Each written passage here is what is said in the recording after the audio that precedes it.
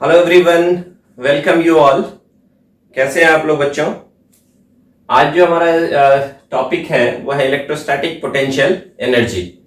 In the last class हमने discuss किया था बच्चे, what is the relation between electric field and electric potential difference, वो निकाला था हमने। उस पर बेस्ड हमने क्वेश्चंस को किए थे और बहुत सारे उसके अंदर एग्जांपल्स हमने आपको दिखाए थे।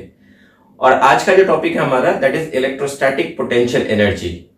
तो ये नाम आपने पहले भी कुछ इससे मिलता जुलता नाम सुना है, that is gravitational potential energy.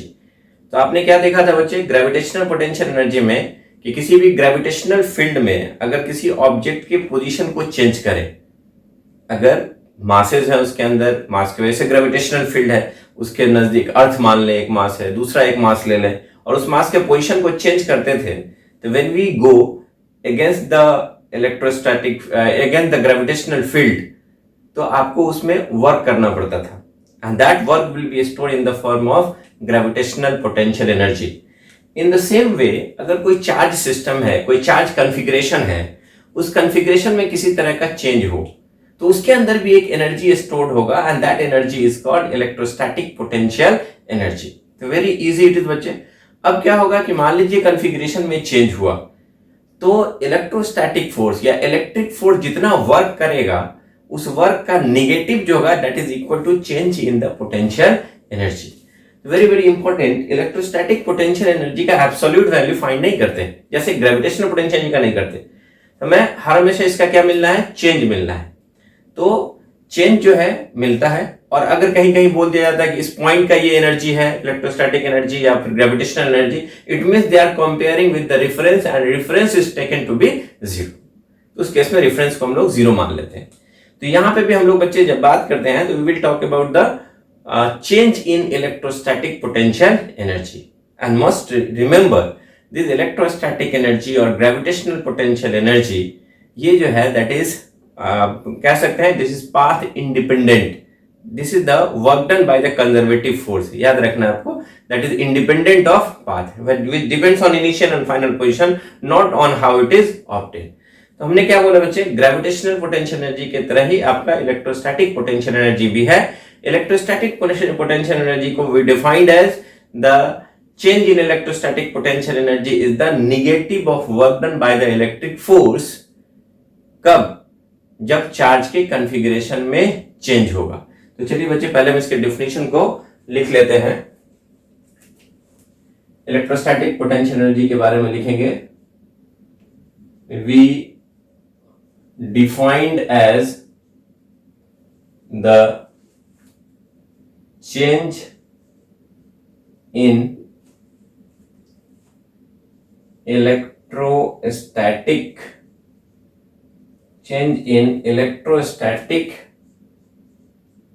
potential energy, we defined as the change in electrostatic potential energy is the negative of work done, किसके द्वारा बच्चे, by the electrical या electric force as the configuration of the system changes। तो अगर कोई charge system है, उसके configuration में चेंज हुआ, तो उसके लिए जो work done by the electric force होगा, उसका negative value that is equal to change in electrostatic potential energy of the system. Now let us consider, आप यहां ध्यान से देखेंगे बच्चे कि अगर हमने ये एक लाइन खींचा, सी हमने एक लाइन खींचा यहाँ पे और कंसीडर किया कि यहाँ पे एक पॉइंट ए है, ये एक पॉइंट बी है और ये एक पॉइंट सी है। ध्यान से देखेंगे बच्चे, ये पॉइंट एक सी है। ए पॉइंट पे हमने एक चार्ज रखा Q1 और यहाँ पे एक चार्ज लिया हमने Q2। ये जो मेरा Q1 चार्ज है वो चार्ज हमने फिक्स्ड किया, एक ऐसा चार्ज लिया हमने, ये फिक्स चार्ज है, ये मेरा फिक्स चार्ज है जो कहां पे है, ए पे है। और ये जो चार्ज Q2 है वो मेरा मूवेबल चार्ज है जिसके पोजीशन को हमें चेंज करना है। अभी पोजीशन देखें ए से बी के बीच का distance late it B r1 और ए से सी के बीच का distance late it B r2। अब हमें करना क्या बच्चे कि चार्ज को Q2 को B से उठा करके C पे ले जाना है। तो चलिए ले जाते हैं, देखते हैं उसमें कितना work done by the electric force होगा। तो मान लीजिए कि अभी ये चार्ज Q2 यहां से यहां ले आए और ये Q2 R डिस्टेंस पे है, कितना R मान लिया है ना। और इस चार्ज पे जो फोर्स लगेगा इस चार्ज के द्वारा इधर की तरफ लगेगा and that force will be electric force along the line ABC। along the line ABC इस पे फोर्स लगेगा, चार्ज Q2 यहां पे है अभी। आप इस चार्ज को हल्का सा डिस्प्लेस कर दीजिए, यहां से यहां ले आए तो ये वाला जो डिस्टेंस होगा वो क्या होगा dr, जो इलेक्ट्रिक फोर्स के डायरेक्शन में है। तो what is the angle between Fe and dr, electric force and dr, then theta is equal to 0 degree. तो ये बताइए मुझे, अगर छोटा सा डिस्प्लेसमेंट देना है यहां से यहां ले जाने में तो उसके लिए आपको छोटा सा वर्क डन करना पड़ेगा। और ये जो फोर्स होगा ध्यान से देखेंगे, क्योंकि ये जो इलेक्ट्रिकल फोर्स होगा between these two charges when it is the distance of r situated हो, that will be equal to k q1 q2 upon r square. और ध्यान से देखेंगे बच्चे, ये जो फोर्स लग रहा है इलेक्ट्रिकल फोर्स वो वेरिएबल फोर्स है, that will always inverse square law. तो जैसे जैसे R का वैल्यू चेंज होगा ये फोर्स चेंज होगा और इस फोर्स के द्वारा वर्क डन निकालना है। तो इस केस में बच्चे जो वर्क डन होगा दैट विल बी वेरिएबल, तो उसके लिए हमने पढ़ रखा है वेरिएबल फोर्स के केस में हम इंटीग्रेशन करके वर्क डन को निकालते हैं। तो work done by the electric force निकालना है, तो इलेक्ट्रिक फोर्स का डॉट प्रोडक्ट किसके साथ, पोजीशन के साथ, डिस्प्लेसमेंट के साथ कह सकते हैं ना। तो what will B that, and चूंकि हम लोग जानते हैं कि पोटेंशियल एनर्जी का मैंने लिखा है यहाँ पे, the change in electrostatic potential energy is negative of work done by the electric force.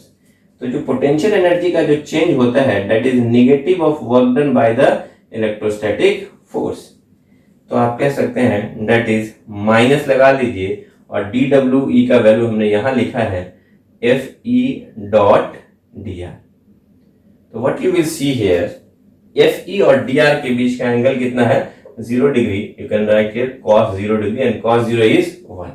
तो नेट निकालने के लिए जो हमने फिर से यहां पे लिखेंगे बच्चे, ध्यान से देखिएगा, that du is equal to minus integration, force की जगह पे क्या लिखेंगे बच्चे, फोर्स का magnitude k q1 q2 upon r square into dr। Net change निकालना है, चेंज इन पोटेंशियल एनर्जी। तो आप r का वैल्यू कहां से कहां, b से c पे ले जाना। Let us consider two charge system, यहाँ पे मुझे इस चार्ज को b से c पे ले जाना। तो b पे इसका क्या है पोजीशन r1 और जब ये c पे पहुंचेगा तो कितना हो जाएगा r2। तो यहां हम लिमिट डाल देंगे, कहां से कहां ले जा रहे हैं बच्चे, r1 से r2। तो r1 पे जो इसका पोटेंशियल एनर्जी है लेट इट बी ur1 और r2 पे जिसका पोटेंशियल एनर्जी है let it be ur2। du का इंटीग्रेशन बच्चे u होगा, upper limit minus lower limit, then you will write here ur2 minus ur1, ये पोजीशन बता रहा है ना। And this will be what, minus k q1 q2 बाहर आ जाएगा बच्चे, ये r स्क्वायर है ऊपर जाएगा r के पावर माइनस 2 इंटू dr। तो इसको करेंगे तो that is minus 2 plus 1 divided by minus 2 plus 1, कहां से कहां, r1 से लेकर के r2। What you will see here, the change in potential energy ur2 minus ur1 is equal to, ये plus 2 minus 1 minus 1 minus minus plus कर देगा and that will be equal to k q1 q2। और यहां देखेंगे बच्चे r के power minus 1 होगा, upper limit लेंगे 1 by r2 minus lower limit लेंगे 1 बाय r1। तो what you will see here, और इस k के वैल्यू को क्या लिख सकते हैं बच्चे, that is 4 pi epsilon naught. तो what is the equation of change in potential energy. तो आपने देखा कि दो चार्ज का एक सिस्टम है और दोनों के बीच का डिस्टेंस पहले r1 था, आप उसके कॉन्फ़िगरेशन को चेंज कर दिए, r1 से इसको r2 का दूरी कर दिए दोनों चार्ज के बीच, तो उसके वजह से सिस्टम के पोटेंशियल एनर्जी में चेंज आया। Then what will be the equation of change in potential energy, तो आपने क्या देखा बच्चे, that is Q1 Q2 upon 4 pi epsilon naught 1 by R2 minus 1 by R1। अब थोड़ा ध्यान से देखेंगे, हमने ऑलवेज कहा कि we will talk about the change in potential energy. कभी कभी लोग डायरेक्ट बोल देते हैं कि यहाँ सिस्टम का पोटेंशियल एनर्जी बताइए, चेंज की बात नहीं करते हैं। It means they are taking a reference that is infinity and the potential energy of the reference infinity is taken to be 0। तो आप ऐसा मान लीजिए कि बहुत इंटरेस्टिंग क्वेश्चन है कि अगर एक चार्ज Q1 है और एक चार्ज Q2 है और अभी इन दोनों के बीच का डिस्टेंस इनफाइनाइट है R1, अभी दोनों चार्ज के बीच का डिस्टेंस क्या है, इनफाइनाइट है। आपने इस चार्ज को लाया यहां से और इसको यहां रख दिया, कहां पे, इस Q2 चार्ज को उठा के हम यहां ले आए और अब इसके बीच की दूरी कितनी हो गई, that R2 is equal to R। It means ये चार्ज कैसा मैं बता रहा हूं, ध्यान से सुनेंगे। एक चार्ज, दो चार्ज Q1 Q2 के बीच इनफाइनाइट डिस्टेंस था, आपने इंफिनिटी से उठा करके Q2 को Q1 के नजदीक ले आए, तो आपने देखा चार्ज सिस्टम के कॉन्फ़िगरेशन में चेंज आया। तो जब ये यहां पे था Q1 Q2, उस समय जो पोटेंशियल एनर्जी था Q1 और Q2 के बीच में, that is equal to 0 at infinity. क्यों 0? तो ये मेरा रेफरेंस है, रेफरेंस क्या है मेरा, इंफिनिटी, तो इंफिनिटी पे 0। और जब आप यहां लेकर के आ गए इसको Q1 Q2 को, तब जो इनके बीच का जो पोटेंशियल एनर्जी है UR2 is taken as UR. So what is the change in potential energy of the configuration? So you will write from the above equation, क्या मिलेगा आपको, देखिएगा, from the above equation what you will get, potential energy of these two charge system which is separated by distance r, UR2 के जगह पे हम लिखेंगे UR, UR1 जो इंफिनिटी पे था उसका क्या लिखेंगे, 0, इंफिनिटी पे पोटेंशियल एनर्जी, और यहां हो जाएगा मेरा Q1 Q2 upon 4 pi epsilon not, और यहां देखेंगे 1 बाय R2, R2 कितना बचे, R, and what is R1, R1 कहां पे है देखिएगा, infinity, and 1 by infinity is 0। Then what you will see, potential energy between the two charge system is equal to Q1 Q2 upon 4 pi epsilon naught R, या इसी को कहेंगे बच्चे K Q1 Q2 upon R। That is very very interesting। तो यहाँ पे आप ऐसा मत समझना कि it is the absolute value, नहीं, ये UR is also the change in potential energy। कब, जब आपने यहाँ पे रेफरेंस को क्या मान के रखा है, इंफिनिटी, और इंफिनिटी पे पोटेंशियल एनर्जी को क्या मान लेते हैं हम लोग, इंफिनिटी पे पोटेंशियल एनर्जी क्या मान लेते हैं, that is U infinity is equal to 0। तो हमने देखा कि potential energy, how we calculate the electrostatic potential energy. Simple सी बात है बच्चे, अगर चार्ज कॉन्फ़िगरेशन में चेंजेस आते हैं तो उसके वजह से सिस्टम के अंदर एनर्जी स्टोर करता है, and that energy is electrostatic potential energy. अब दिस इलेक्ट्रोस्टैटिक पोटेंशियल एनर्जी में बी पॉजिटिव, नेगेटिव और 0, that also depends on nature of charge, कैसा लिया आपने उस पर भी डिपेंड करेगा। ये जो इलेक्ट्रोस्टैटिक पोटेंशियल एनर्जी है वो स्केलर क्वांटिटी है, तो एक दो पॉइंट यहाँ पे लिख देते हैं हम, देखेंगे ध्यान से बच्चे। यहाँ पे इलेक्ट्रोस्टैटिक पोटेंशियल एनर्जी की बात करते हैं तो it is scalar quantity, scalar quantity है बच्चे, है ना। तो बहुत इजी है इसको कैलकुलेट करना। अगर मोर देन 2 चार्जेस हैं सिस्टम के अंदर तो सब पेयर के बीच का इलेक्ट्रोस्टैटिक पोटेंशियल एनर्जी निकाल करके हम उसको जोड़ देंगे, that will give the net electrostatic potential energy of the system. इसके यूनिट की बात करें तो आपको पता है कि ये एनर्जी है, एनर्जी का यूनिट क्या होगा, दैट इज जूल। अगर डायमेंशन की बात करें तो डायमेंशन आपको पता है, एनर्जी का डायमेंशन वर्क के डायमेंशन के बराबर होगा, mL2T-2। तो आपने देखा कि this is what, electrostatic potential energy. हमने जो लिखा भी electrostatic potential energy scalar quantity है, इसका यूनिट क्या होगा, जूल हो जाएगा, और डायमेंशन क्या हो जाएगा, that is mL2T-2। This is about electrostatic potential energy. Now we calculate the different electrostatic potential energy by different examples। तो अभी हम बहुत सारे एग्जांपल लेंगे और उसके बाद कैलकुलेट करेंगे इलेक्ट्रोस्टैटिक पोटेंशियल एनर्जी। चलिए बच्चे, now see an example. Find the total potential energy of the system of charges. ये सिस्टम ऑफ चार्जेस है और इसका टोटल इलेक्ट्रोस्टैटिक पोटेंशियल एनर्जी निकालना है।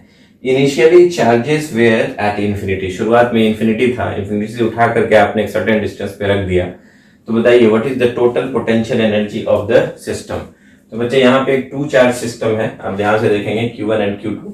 तो इस केस के लिए जो आपका हो जाएगा पोटेंशियल एनर्जी बिटवीन दीज, पहले वाले केस के लिए वो कितना हो जाएगा, अभी मैंने डिस्कस किया था आपसे, K Q1 Q2 upon R। ये इंफिनिटी पे था, इंफिनिटी से यहाँ ला के रखा R, उसमें जो हम वर्क डन निकालेंगे and that work done will be stored in the form of electrostatic potential energy. The negative of electrostatic work done is equal to change in potential energy. तो चूंकि इंफिनिटी पे जो potential energy है that is u r distance पे minus u infinity पे जो potential energy that is taken as a reference, इसलिए कह सकते हैं कि जब वो r डिस्टेंस हो दोनों के बीच में तो कितना बच जाएगा, ये इंफिनिटी पे जीरो लेंगे। Then what is the potential energy between the two charges when it is separated by distance r? You can write easily K Q1 Q2 upon R, where K is equal to 1 upon 4 pi epsilon naught।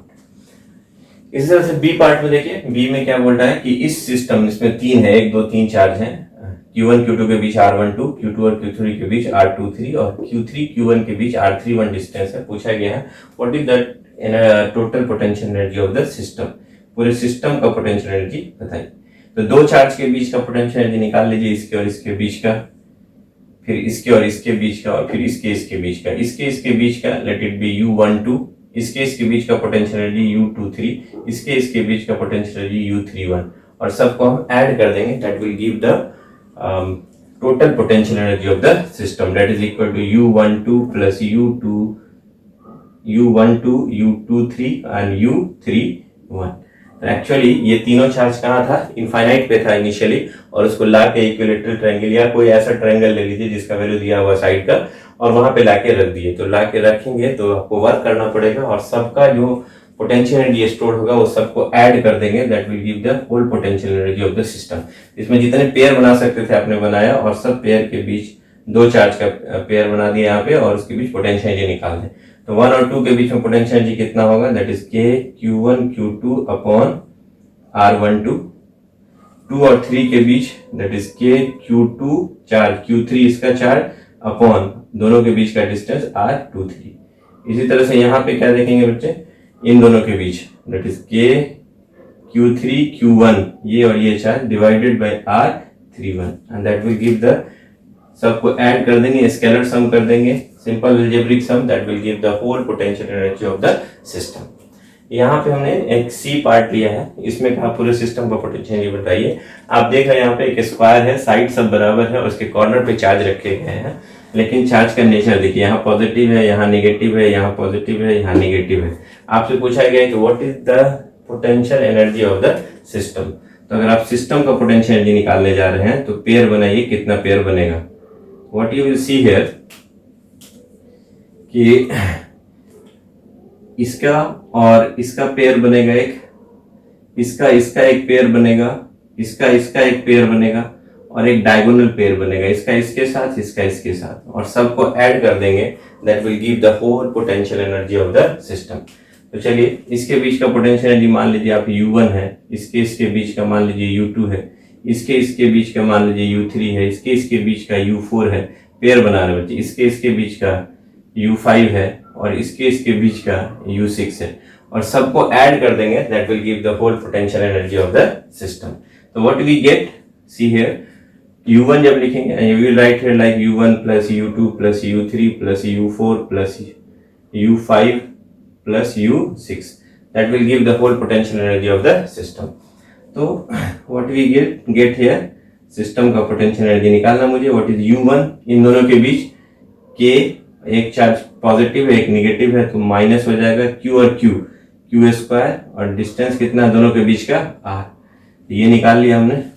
अब इसी तरह से इसके बीच का आइए, तो एक positive एक नेगेटिव है, तो ये आपका हो जाएगा minus K Q square upon R, है ना, चार्ज है प्लस Q माइनस और Q स्क्वायर हो जाएगा, और यहाँ पे K Q square upon R।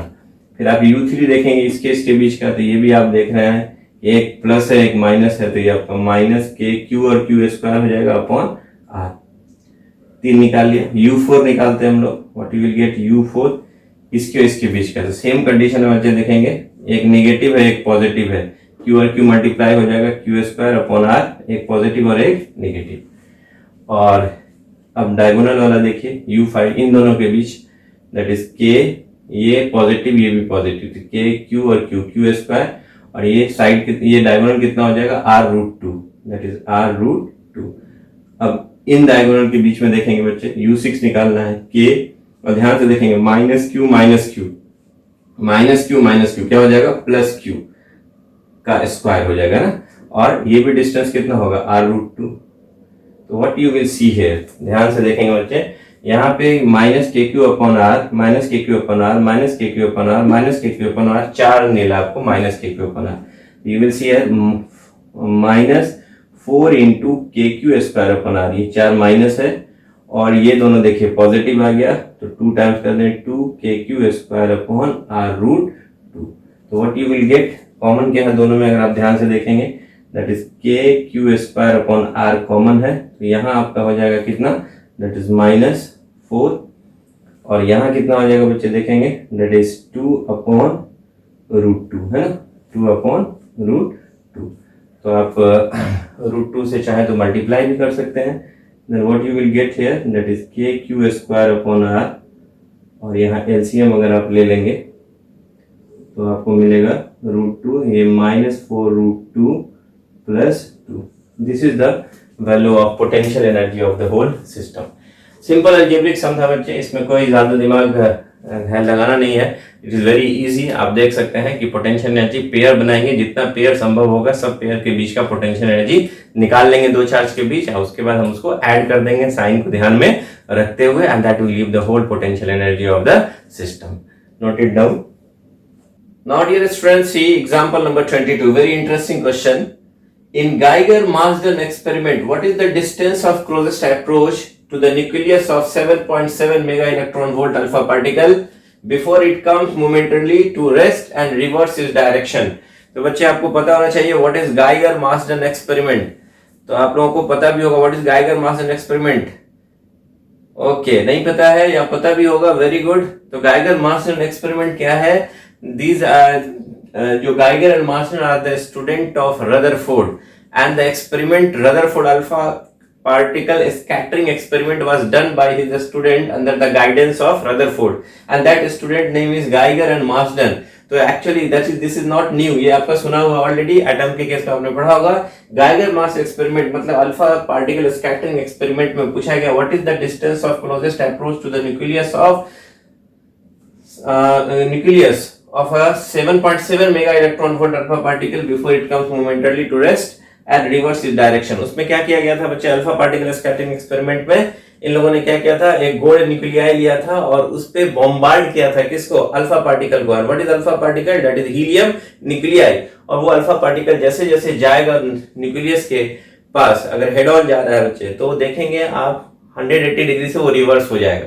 तो उसके पास एक काइनेटिक एनर्जी से आपने फेंका अल्फा पार्टिकल को, जैसे जैसे उसके alpha particle positive and gold nuclei is also positive, तो जैसे जैसे अल्फा पार्टिकल उसके नजदीक जाएगा पॉजिटिव पॉजिटिव रिपेल करेगा, रिपेल करने के कारण फोर्स इसके अपोजिट लग रहा है, इलेक्ट्रोस्टैटिक फोर्स, और ये जा रहा है उसकी तरफ। तो what you will see here, तो आप देखेंगे कि धीरे धीरे इसका एक्सेलरेशन घटेगा घटेगा घटेगा घटेगा, वेलोसिटी भी घटेगा, घटते घटते क्या हो जाएगा, ये रेस्ट में आ जाएगा, एक मोमेंट के लिए रेस्ट होगा और फिर वहां से रिपेल कर दिया जाएगा। तो आपसे पूछा गया ये मोमेंटरली रेस्ट जब होता है उस वक्त बताइए कितना नजदीक तक उस गोल्ड फॉइल के पहुंच पाएगा।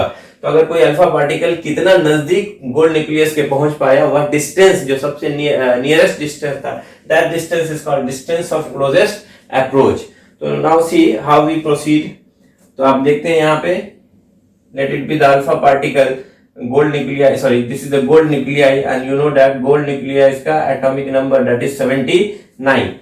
तो इसके अंदर जो चार्ज होगा दैट चार्ज इज +79e, है ना, प्रोटॉन होते हैं 79 प्रोटॉन है, तो चार्ज हो जाएगा 79e, is the electronic charge. और यहां से देखेंगे बच्चे ध्यान से, है ना, यहाँ पे एक अल्फा पार्टिकल रखा आपने, दिस इज अल्फा पार्टिकल। ये जो अल्फा पार्टिकल है उस पे जो चार्ज होगा वो +2e, that is gold nuclei He2+, और ये जो आपका गोल्ड न्यूक्लियाई है, this is the gold nuclei, this is the gold nuclei, इस पे बॉम्बार्ड किया गया अल्फा पार्टिकल को। अभी इन दोनों के बीच का सेपरेशन कितना है, दैट इज इनफाइनाइट। और यहाँ पे इसका काइनेटिक एनर्जी कितना दिया हुआ है, that kinetic energy of this alpha particle is given here, it is how much, this is kinetic energy of alpha particle is here given 7.7 mega electron volt, है ना।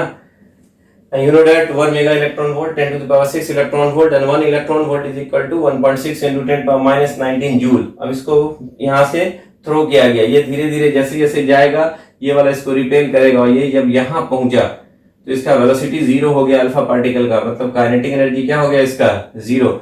फिर यहाँ आने के बाद ये यहीं से रिवर्स गया, तो आप देखेंगे कि जो minimum separation between these two gold nuclei और alpha particle is called distance of closest approach, DOCA लिखा हमने, डिस्टेंस ऑफ क्लोजेस्ट अप्रोच, उसको हमने क्या मान लिया, small d, and you have to find this value, ये कितना होगा।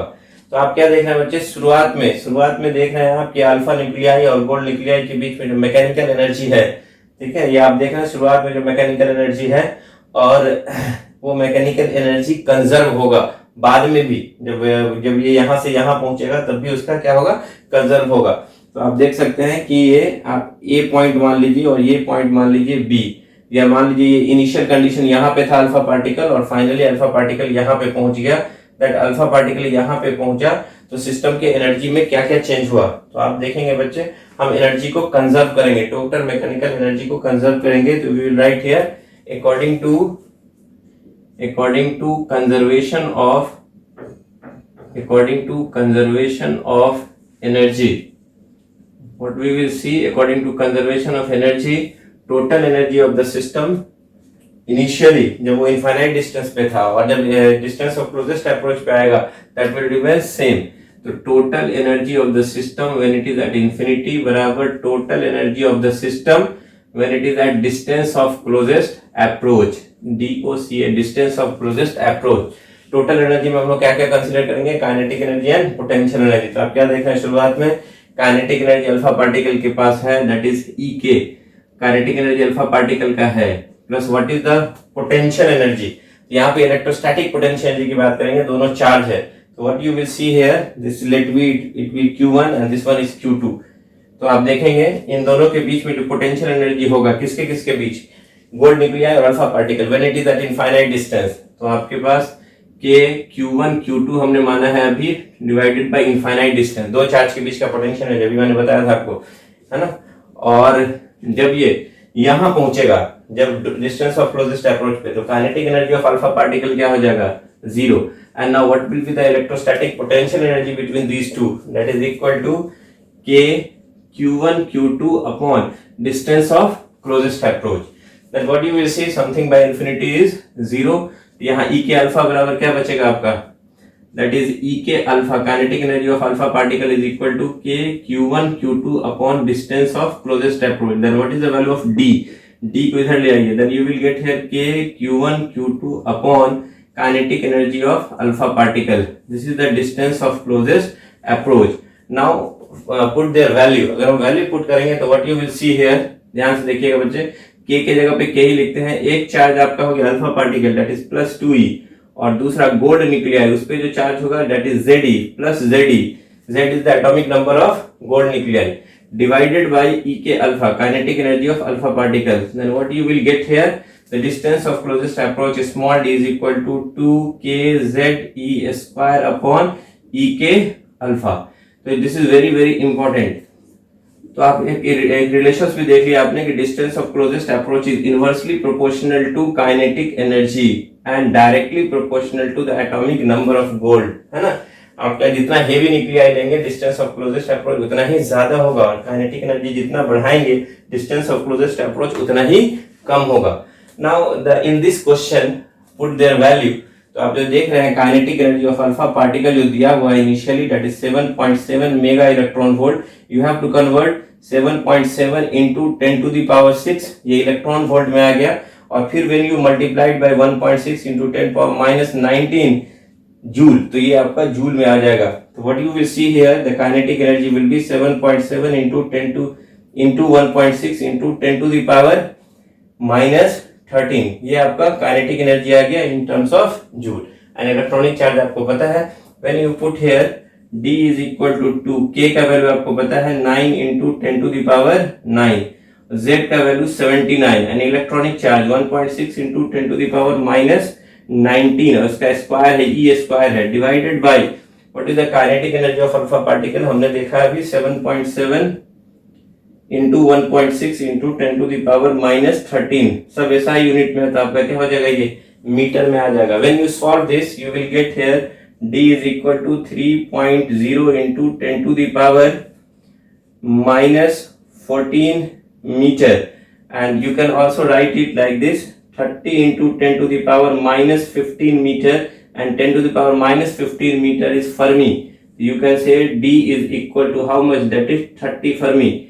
So what is the distance of closest approach in Geiger-Marson experiment? You can say it is how much, this is 30 Fermi. Very interesting result है बच्चे, distance of closest approach in Geiger-Marson experiment या Rutherford alpha particle scattering experiment was how much, this is 30 Fermi. और बहुत interesting है, जब आप आगे पढ़ेंगे ये गोल्ड न्यूक्लियाई है और इस गोल्ड न्यूक्लियाई का जो रेडियस होता है that is equal to 6 fermi होता है, और जब अल्फा पार्टिकल को आपने बॉम्बार्ड किया तो अल्फा पार्टिकल यहीं से बैक हो गया और ये डिस्टेंस जो है बच्चे वो कितना आया, 30 फर्मी। तो आप क्या देख रहे हैं कि this is alpha particle and this is the gold nuclei. तो आप क्या देखा रदरफोर्ड अल्फा पार्टिकल एक्सपेरिमेंट में कि यहाँ से जो अल्फा पार्टिकल आया था वो यहीं से लौटा गया, ये आ गया डिस्टेंस ऑफ क्लोजेस्ट अप्रोच। तो आप क्या देख रहे हैं कि लगभग अप्रोक्सीमेटली 24 फर्मी पहले ही लौटा दिया गया है ना इसके सरफेस से। तो व्हाट यू सी कि अल्फा पार्टिकल का जो बॉम्बार्ड किया गया था गोल्ड फॉइल पे, तो आपने देखा कि गोल्ड के एटम में न्यूक्लियाई से 24 फर्मी पहले ही इसको लौटा दिया गया। इसका मतलब यहाँ पे फिजिकल कॉन्टैक्ट नहीं है, बॉम्बार्डमेंट हुआ, टकराने के पहले ही गोल्ड न्यूक्लियाई ने क्या किया, उस अल्फा पार्टिकल को वहां से वापस कर दिया। तो आपने देखा distance of closest approach is the minimum distance between the two charge particle, आपने यहाँ पे देखा। Now see dear student, example number 23, a horizontal electric field E बराबर mg/q exists in a space as shown in the figure. A particle of mass m having a charge q is attached to the end of a light insulated rod. If the particle is released from the position shown in the figure, find the angular velocity of the rod when it passes through the bottommost position. बच्चे यहाँ पे ध्यान से देखेंगे, एक uniform electric field है यहाँ पे E, that E is equal to how much, it is given mg/q. Space के एक रीजन में इलेक्ट्रिक फील्ड यहाँ पे एग्जिस्ट कर रहा है, and then electric field is equal to how much, that is mg/q. इसके अंदर एक लाइट इंसुलेटेड रॉड है, लाइट इंसुलेटेड रॉड, बिल्कुल हल्का इंसुलेटेड रॉड है, और इससे एक पार्टिकल लगा हुआ है जिसका जो मास लगा हुआ है, जिसपे मास m है, ये वाला ब्लैक वाला जो है यहाँ पे बॉल एक छोटा सा, इसपे मास m है और चार्ज q है। वहां से उसको रिलीज किया जा रहा है, थीटा इज इक्वल टू कितना है, वर्टिकल से एंगल कितना है, 45 डिग्री। यहां से इसको रिलीज किया गया है, जब रिलीज करके अपने बॉटम मोस्ट पोजीशन में आएगा, then what is the value of angular velocity. आपसे पूछा गया find the angular velocity of the rod when it position जो होगा वो कहां हो, बॉटम मोस्ट पोजीशन में हो। तो बताइए वहां पे what is the value of angular velocity. यहाँ पे इसका एंगुलर वेलोसिटी निकालना है बच्चे, what is the value of omega. यहाँ पे ओमेगा का वैल्यू आपको कैलकुलेट करना है। तो व्हाट यू विल सी, ये आपका इंसुलेटेड रॉड है, this is insulated rod, insulated rod है जिसके एक एंड पे एक मास लगा हुआ है, जिसका मास m, चार्ज q दिया हुआ है। जैसे इसको छोड़ेंगे बच्चे, ये यहां से ऐसे करके यहां आएगा। तो आप क्या देखोगे फिगर में, अगर इस रॉड का लेंथ l है तो बताइए बच्चे, अगर यहां से यहां l है तो ये भी तो आपका l ही रहेगा। तो आप क्या देखोगे, यहां से यहां जो होगा बच्चे that is equal to l। लेकिन जब ये यहां से यहां लौट के आएगा तो यहाँ पे देखिएगा इसका हाइट में कितने का डिफरेंस आएगा, यहां से यहां, that will be equal to how much. तो आप ध्यान से देखेंगे, ये l का कंपोनेंट लेंगे इधर, ये एक राइट एंगल ट्रायंगल जैसा है, l का कंपोनेंट इधर लेंगे, that will be l cos theta. तो ये जो होगा आपका कंपोनेंट यहां से यहां, this will be equal to the l cos theta. ये वाला देखेंगे, l का कंपोनेंट इधर लीजिए इस ट्रायंगल में, राइट एंगल ट्रायंगल में, l cos थीटा, और यहां से यहां आपका l है, तो ये वाला पोर्शन कितना होगा, दैट इज टोटल में से l में से ये l cos थीटा घटा दें, that is l minus l cos theta. तो आप देखेंगे कि ये जब यहां से यहां आएगा तो वर्टिकल हाइट में शिफ्ट कितना था, ये ऊपर की तरफ, और ये कितना डिफरेंस आया, l minus l cos theta. और l का कंपोनेंट अगर हमने इधर लिया l cos थीटा, ये वाला कंपोनेंट अगर देखें that will be equal to L sine theta. यहां से यहाँ ये एल कॉस थीटा हो गया और ये वाला कंपोनेंट यहां से यहाँ that is equal to L sine theta. तो चलिए बच्चे, आपने क्वेश्चन समझ लिया कि एक हॉरिजॉन्टल इलेक्ट्रिक फील्ड है जिसका मैग्नीट्यूड दिया हुआ mg/q एग्जिस्ट कर रहा है स्पेस में, और जैसा कि फिगर में दिखाया गया है एक पार्टिकल है जिसका मास m है, चार्ज q है, अटैच किया गया एक इंसुलेटेड लाइट रॉड है जिसका लेंथ l है, उसके वन कॉर्नर पे उसको लटका दिया गया, वहां से छोड़ा गया। जब वो बॉटम मोस्ट पोजीशन में आएगा देन पूछा गया what is the value of angular velocity here, omega का वैल्यू बताना है बच्चे। तो हम लोग अप्लाई करेंगे यहाँ पे कंजर्वेशन ऑफ मैकेनिकल एनर्जी, तो उसको यूज करके हम लोग we will find the value of omega. तो क्या लिखेंगे बच्चे, using conservation of mechanical energy. हम यहाँ से लिखना शुरू करते हैं, ध्यान से देखेंगे। तो यहाँ पे बच्चे हम लिख रहे हैं using conservation of mechanical energy. तो बच्चे क्या बोलता था कंजर्वेशन ऑफ मैकेनिकल एनर्जी, याद कीजिए। कंजर्वेशन ऑफ मैकेनिकल एनर्जी कह रहा था कि change in kinetic energy plus change in potential energy of the system, दोनों का क्या होगा, that is equal to zero. The summation of change in kinetic energy plus summation of change in potential energy is equal to zero. तो यहाँ पे जो बच्चे देखेंगे जो पोटेंशियल एनर्जी का जो चेंज होगा that is change in potential energy, electric field में रखा होगा बच्चे, तो एक इलेक्ट्रिकल पोटेंशियल एनर्जी में चेंज होगा और दूसरा पोजीशन में चेंज हो रहा है, ग्रेविटी को भी कंसीडर करेंगे। तो दूसरा चेंज देखेंगे हम ग्रेविटेशनल पोटेंशियल एनर्जी में, तो ग्रेविटी के वजह से भी लिख हम यहाँ पे लिख दिया ग्रेविटी। तो आप जो देख रहे हैं पोटेंशियल एनर्जी में जो चेंज होगा वो इलेक्ट्रिक फील्ड की वजह से, दैट इज हमने कहा इलेक्ट्रिकल पोटेंशियल एनर्जी में चेंज, और दूसरा ग्रेविटेशनल, राइट है ग्रेविटी लिख दिया हमने, मतलब ग्रेविटेशनल पोटेंशियल एनर्जी में चेंज। तो बच्चे ये बताइए what is the value of change in electrostatic potential energy. तो change in electrostatic potential energy अगर आप निकालेंगे that is electrical potential energy में कितना चेंज आएगा, यू नो दैट चेंज बराबर होगा change in electrostatic potential energy is charge into potential difference. तो what you will see, charge is q and potential difference.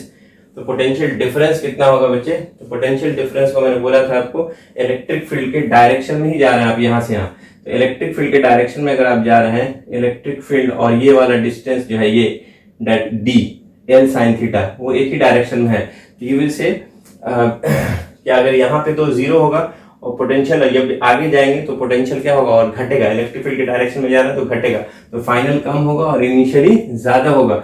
That will be equal to what, that is equal to minus E into d, और d के जगह पे क्या लिखेंगे, that is L sine theta. तो what will be the change in electrostatic electrical potential energy, that is equal to minus QEL sin theta। बच्चे ध्यान से देखिएगा माइनस क्यों आया, क्योंकि यहाँ का पोटेंशियल ये इनिशियली है और यहाँ पे पहुंचा तो फाइनल, तो यहाँ पे इलेक्ट्रिक फील्ड के डायरेक्शन में जा रहा है तो पोटेंशियल घटेगा, तो final is less than initial, इसलिए यहाँ पे क्या लग गया माइनस। इसी तरह से बच्चे देखेंगे चेंज इन इलेक्ट्रिकल तो हो गया, change in gravitational potential energy, तो ग्रेविटी की वजह से कितना पोटेंशियल एनर्जी में चेंज होगा, यू नो दैट mgh। तो ये हो गया m, जैसे यहाँ पे आएंगे तो हायर पोटेंशियल एनर्जी था, यहाँ आएंगे लेसर पोटेंशियल एनर्जी, तो फाइनली घट गया, तो यहाँ पे क्या लगा देंगे माइनस mg, और h के जगह पे क्या लिखेंगे देखिएगा बच्चों, दैट इज क्या आया था हाइट में change, that is equal to this is the change in the height, that is h में ये चेंजेस आया, तो कितना आ गया ये l minus l cos theta, this is the change in gravitational potential energy. And what is the change in kinetic energy? The change in kinetic energy will be initially rest में था, final kinetic energy minus initial kinetic energy, and final तो कितना हो गया, यहाँ पे आ गया, यहाँ पे velocity v हो गया, then final is half mv square and initial is zero। initially क्या था, यहाँ से छोड़ा गया इसको, इनिशियल वेलोसिटी क्या था जीरो, जब यहाँ आएगा they gain the velocity that is v, kinetic energy half mv square, you will get here half mv square। तो आपने अभी जितना भी निकाला उसको इस इक्वेशन में बैठा दीजिए, दिस इज इक्वेशन 1। तो क्या लिखेंगे बच्चे, यहाँ पे देखेंगे ध्यान से, फ्रॉम इक्वेशन 1 में अगर आप लिखेंगे तो यहाँ पे देखिएगा बच्चों क्या हो जाएगा, that is change in kinetic energy delta के इज इक्वल टू, वो उधर जाएगा डेल्टा यू, तो you will right minus delta U.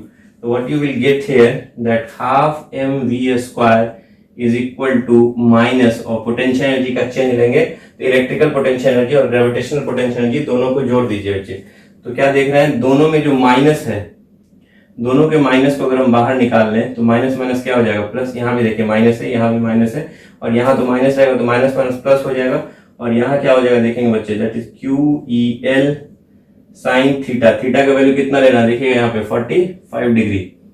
और ग्रेविटेशनल पोटेंशियल एनर्जी में भी आप देखेंगे, change in gravitational potential energy is what, minus minus plus हो जाएगा, ये mgL minus L cos 45 degree. Theta का वैल्यू हमने रख दिया बच्चे।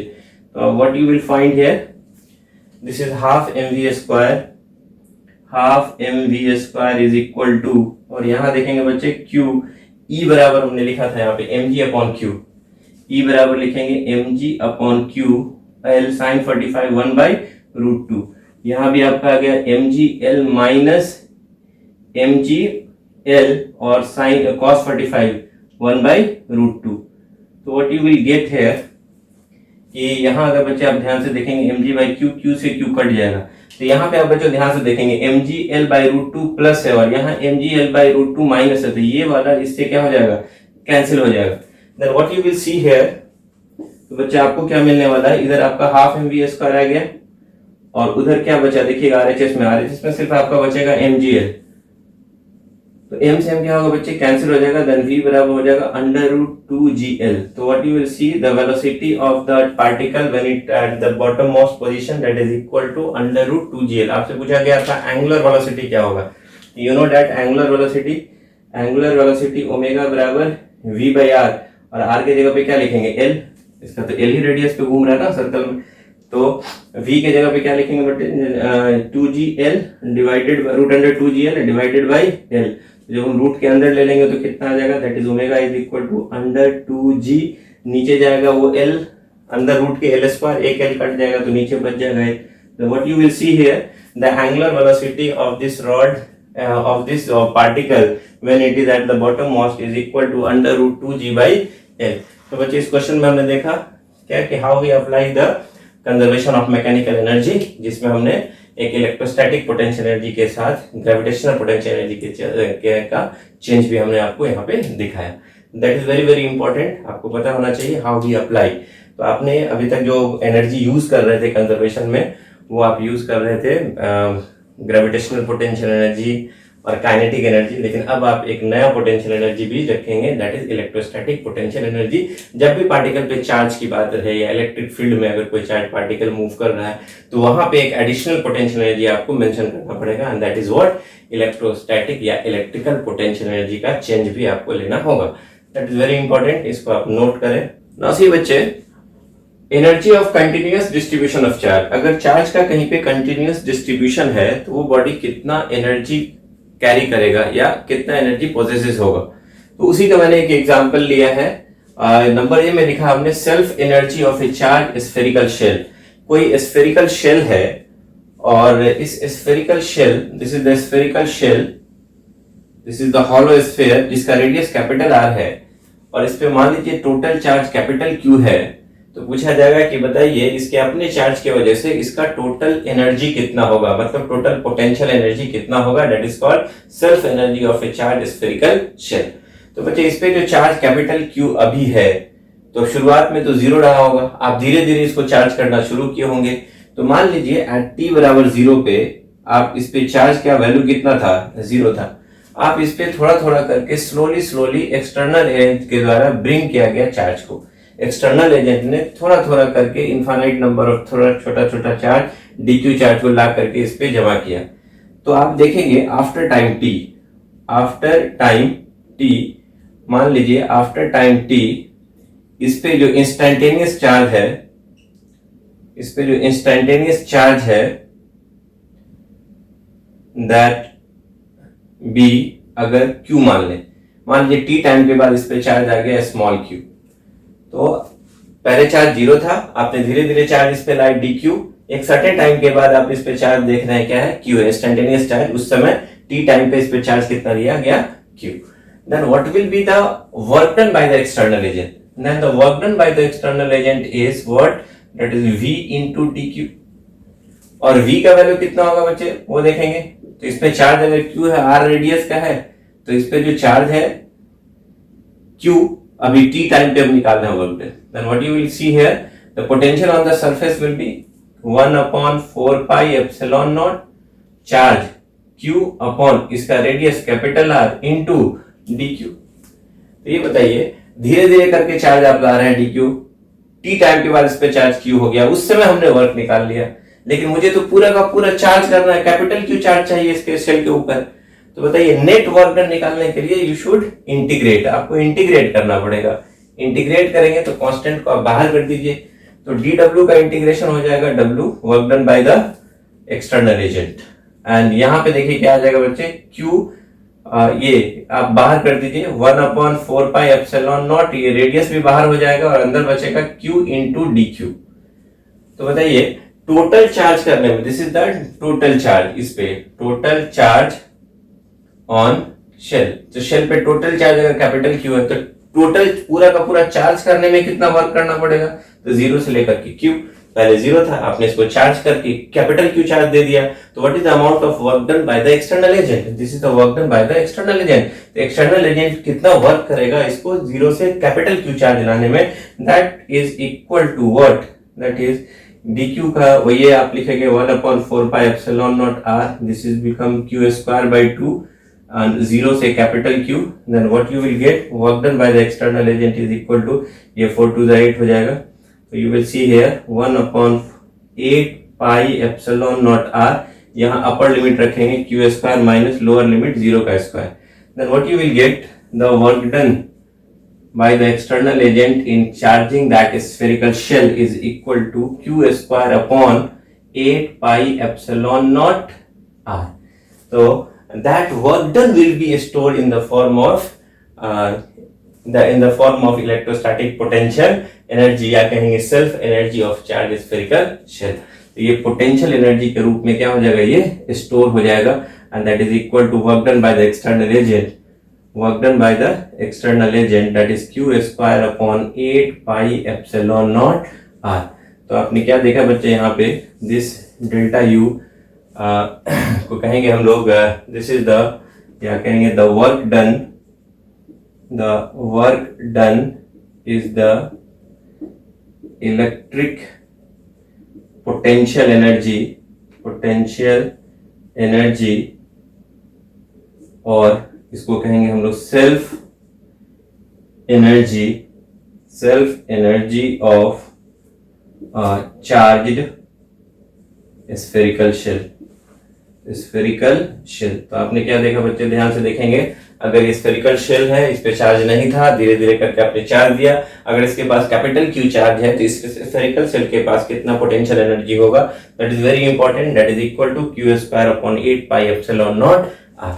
तो बच्चे आप इसको नोट कर ले। Now see example number B, self energy of a charge sphere. एक चार्ज स्फीयर है, उसकी वजह से सेल्फ एनर्जी कितना होगा, एक स्फीयर है कैपिटल R रेडियस का, इस पे टोटल चार्ज कैपिटल Q दे दिया और पूछा गया कि इसका अपने चार्ज की वजह से सेल्फ एनर्जी बताइए, सेल्फ पोटेंशियल एनर्जी बताइए इस शेल के ऊपर कितना होगा। तो बच्चे मैंने आपको शुरू में बोला कि इस शेल पे मान लीजिए, इस स्फीयर पे मान लीजिए पहले कोई भी चार्ज नहीं है, धीरे धीरे dq चार्ज आप देना शुरू किए बाय द एक्सटर्नल एजेंट, इस पे चार्ज देना शुरू किए, वर्क करना शुरू किए, क्या आप धीरे धीरे स्लोली आपने dq चार्ज देना शुरू किया, जैसे जैसे चार्ज देंगे वो सेंटर से आगे की तरफ बढ़ रहा है, पूरे वॉल्यूम में फैल रहा है, और आपने देखा फैलते फैलते मान लीजिए x रेडियस तक अभी ये चार्ज हो चुका है। उसके बाद आप थोड़ा सा और आगे बढ़िए, दैट इज dx थिकनेस। तो अब आप मान लीजिए इस dx थिकनेस में चार्ज dq दिए, तो धीरे धीरे चार्ज दे रहे थे, x रेडियस के बाद थोड़ा सा और थिकनेस बढ़ाए dx, उस dx जो एलिमेंटल सेक्शन लिया हमने, एक एलिमेंटल सेक्शन लिया हमने, और ये सेक्शन कैसा होगा, बिल्कुल दैट इज शेल का होगा, और उस पे जो चार्ज कितना है dq। तो हम मुझे ये बताना है कि अगर इस dq चार्ज की वजह से अगर पोटेंशियल निकालना है, अगर मान लीजिए छोटे से थिकनेस dx थिकनेस की वजह से इसमें पोटेंशियल एनर्जी कितना होगा, तो you will write here that is du is equal to charge into potential यहाँ हम लिखेंगे दैट इज पोटेंशियल एनर्जी जो होगा, potential energy of the shell due to small charge dq which is present in the dx thickness का जो हमने shell लिया है उसमें जो चार्ज होगा उसके वजह से जो पोटेंशियल निकालना है इस छोटे से सेक्शन में, that is equal to the dq into potential at a position of charge dq। तो ये जो चार्ज dq इस छोटे से सेक्शन में जो चार्ज आया उसकी वजह से इसमें पोटेंशियल एनर्जी कितना होगा। तो वी विल राइट है वो छोटा सा पोटेंशियल एनर्जी होगा छोटे से ये एलिमेंटल सेक्शन में जो चार्ज आया स्फेरिकल शेल में उसके चार्ज की वजह से इसमें पोटेंशियल एनर्जी क्या होगा, वो छोटा सा पोटेंशियल एनर्जी होगा जिसको हमने du माना, that is equal to dq। Charge और पोटेंशियल अगर बात करें तो ये जो x अभी तक ये जो स्फीयर है, ये जो स्फीयर हमने खींचा वो कहां तक x तक चार्ज बढ़ा थी। यहाँ पे पोटेंशियल कितना होगा वही लिखा हमने, potential at A position of charge dq। तो यहाँ पे पोजीशन, यहाँ पे जो चार्ज dx थिकनेस में जो चार्ज dq है उसकी वजह से पोटेंशियल कितना होगा, that is equal to potential on the surface of a spherical shell that is kq upon ये वाला डिस्टेंस कितना होगा ये x। तो क्योंकि स्फेरिकल शेल के इस छोटा सा सरफेस पे है that is kq upon x। और k के जगह पे क्या लिख सकते हैं आप 1 अपॉन 4 पाई एप्सिलॉन नॉट, तो 4 pi epsilon not into x। तो आपको नेट पोटेंशियल एनर्जी निकालना है बच्चे, तो नेट पोटेंशियल एनर्जी निकालने के लिए इंटीग्रेट करना होगा, क्या क्या बाहर रखेंगे 4 pi epsilon not into x और ये q इंटू dq आ गया ना।